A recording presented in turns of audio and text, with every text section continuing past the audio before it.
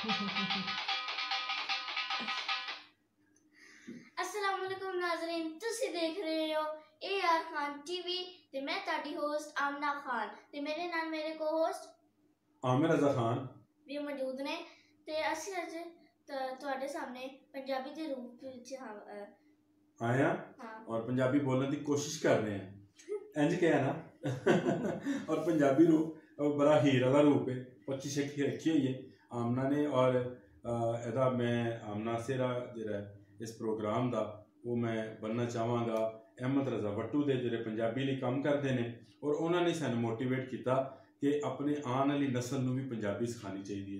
तो मेरी कोशिश है आमना कि तू ऐसी पंजाबी बोले कि बाबा नजमी पंजाबी भूल जाए, अनवर मसूद दियाँ पंजाबी नज़मां लोग भूल जाए। और लेकिन जिस तरह लोग याद करते हैं पुरानी शायरी पंजाबी दी और पंजाबी लोग पंजाबी वसनीक नूं उस तरह तेन भी लोग याद करें। अच्छा, ऐसा चंगी गल है। ते सबसे पहले मैं सवाल हाँ, तो सवाल तो पहले असी हुण हर महीने एक इन्फॉर्मेशन दे दईए कि असी हुण हर महीने एक प्रोग्राम कम अज़ कम पंजाबी का जरूर किया करांगे। उन्होंने लोगों वास्ते जिहड़े पंजाबी देखना चाहते हैं, पंजाबी सुनना चाहते हैं, पंजाबी बोलना चाहते हैं और पंजाब की गल करना चाहते हैं, उन्होंने वास्ते यह प्रोग्राम जो है हर महीने AR खान टीवी तो एक पंजाबी का प्रोग्राम आमना खान के नाल पेश किया जाए। अच्छा, तो मैं सवाल कर दूं? तू सवाल भी कर दे तो मैं सारे दोस्तों को कहूँ सब्सक्राइब भी कर। हाँ, करदा हूँ। ते सवाल मेरा है नूरजहां दे 5 मशहूर गाने लिखो। नूरजहां दे 5 मशहूर गाने पंजाबी दे। नूरजहां दे 5 मशहूर गाने जी पंजाबी दे तुसी लिखो।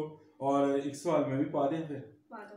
अच्छा, एक सवाल है वे कि पंजाबी जुबान दा लिखण दा तरीका केड़ा है और इनू किस 2 तरीक़े दे नाल लिखिया जांदा है, उन्हां दे नां की ने?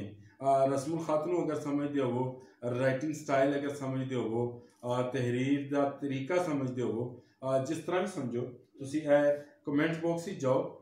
नूरजहां दे 5 मशहूर पंजाबी गाने जिहड़े ने वो लिखो और उसके अलावा तुसी ये भी लिखो कि पंजाबी जुबान किन्हां 2 मशहूर रस्मुल खत दे विच लिखी जाती है। यह तुसी कमेंट बॉक्स दे विच जाके जरूर लिखो। एक और कर लेना छोटा सा जिना पंजाब दा मशहूर खेल। पंजाब दा मशहूर खेल जी, चलो सारे सवाल तो अज ही कर लेने ने, ये लोग कसोटी खेलन आए ने। तेन किन्नी पंजाबी आंदी है? खास नहीं आंदी। दिल करता है पंजाबी दा? करता है ना, दिल करता है तेरा पंजाबी बोलन ते तू मैनू सुना रही सैं ते बाजार च जेह्ड़ी चीज़ां बेचन आंदे ने किस तरह बोलदे, बोल के दस। पिंडां च जिहड़े बोलदे ने गरम आंडे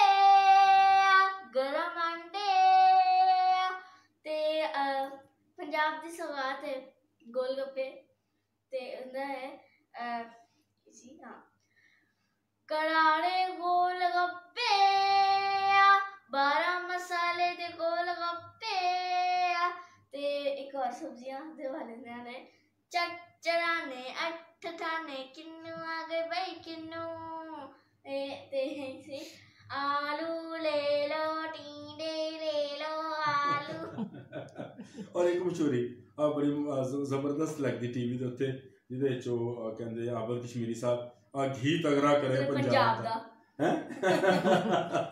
लेकिन गल ठीक है, घी देसी लोग देसी रवायात देसी खेलां खेडना बल्कि और देसी रहन सहन देसी वसनीक देसी वसेब ये सारिया चीज़ां असी अपने शहरों में रहिंदे भुलते चले जाते हैं। लेकिन जो तक अहमद रजा वट्टू जैसे लोग जिहड़े पंजाबी तिहार मनाते हैं, पंजाबी त्यौहार मनाते हैं, कितने बैसाखी मनाते हैं, कितने जाके वो बसंत मनाते हैं, उन्होंने लोगों के नाल ही पंजाब और पंजाब की शान और पंजाबी जी जुबान है जरा पंजाबी कल्चर है वो जिंदा है। असी नाजरीन अज का प्रोग्राम बिल्कुल इंट्रोडक्टरी प्रोग्राम है, तारफी प्रोग्राम है, या इस तरह कह लवो कि असी जो एक नवेकला सिलसिला शुरू करन गए हैं तो असी सोचा कि अज सिर्फ तुहाडे नाल इन्नी की गल की जाए।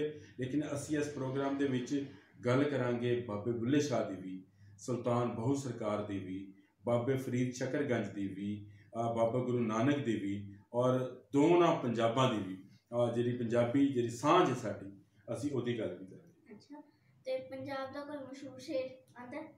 ਪੰਜਾਬ ਦੇ ਸ਼ਾਇਰ ਔਰ ਸ਼ੇਰ ਜਿਹੜੇ ਨੇ ਉਹ ਮੈਂ ਤੁਹਾਨੂੰ ਪਹਿਲੇ ਦੱਸਿਆ ਹੈ ਆਮਨਾ ਜੀ ਕਿ ਅਸੀਂ ਜ਼ਰੂਰ ਇਸ ਪ੍ਰੋਗਰਾਮ ਦਾ ਹਿੱਸਾ ਬਣਾਇਆ ਕਰਾਂਗੇ ਔਰ ਮੱਤਾਂ ਦੀ ਗੱਲਾਂ ਕੀਤਾ ਕਰਾਂਗੇ, ਲੋਕਾਂ ਨੂੰ ਮੱਤ ਦੇਾਂਗੇ, ਜਿਵੇਂ ਮੱਤ ਮਾਰ ਨਹੀਂ ਜਾਂਦੀ ਲੋਕਾਂ ਦੀ ਉਹਦੀ, ਔਰ ਜਿਸ ਤਰ੍ਹਾਂ ਦੇ ਮਜ਼ਾਹੀਆ ਜਿਸ ਤਰ੍ਹਾਂ ਨਜ਼ਮਾਂ ਨੇ, ਫਕਾਹੀਆ ਨਜ਼ਮਾਂ ਨੇ, ਅਸੀਂ ਉਹ ਵੀ ਦੱਸਾਂਗੇ। ਅਸੀਂ ਅਗਰ ਇੱਥੇ ਬਾਬਾ ਨਜਮੀ ਨੂੰ ਲੋਕਾਂ ਨੂੰ ਸੁਣਾਵਾਂਗੇ ਤੇ ਸ਼ਿਵ ਕੁਮਾਰ ਬਟਾਲਵੀ ਦਾ ਕਲਾਮ ਵੀ ਸੁਣਾਵਾਂਗੇ। ਅਸੀਂ ਅਗਰ ਨੂਰਜਹਾਂ ਦੇ ਪੰਜਾਬੀ ਗਾਣੇ ਸੁਣਾਵਾਂਗੇ ਤੇ ਸੁਰਿੰਦਰ ਕੌਰ ਤੇ ਆਸਾ ਸਿੰਘ ਮਸਤਾਨਾ ਉਹਨਾਂ ਦੇ ਗੀਤ ਵੀ ਜਿਹੜੇ ਨੇ ਉਹ ਇੱਥੇ ਗੁਣਗੁਣਾਵਾਂਗੇ, ਗਾਵਾਂਗੇ, ਨਜ਼ਮਾਂ ਸੁਣਾਵਾਂਗੇ, ਸ਼ੇਰ ਸੁਣਾਵਾਂਗੇ ਤੇ ਤੁਹਾਡੇ ਕੋਲੋਂ ਇਜਾਜ਼ਤ ਵੀ ਚਾਹਾਂਗੇ। ਅੱਲਾਹ ਹਾਫਿਜ਼। ਅੱਲਾਹ।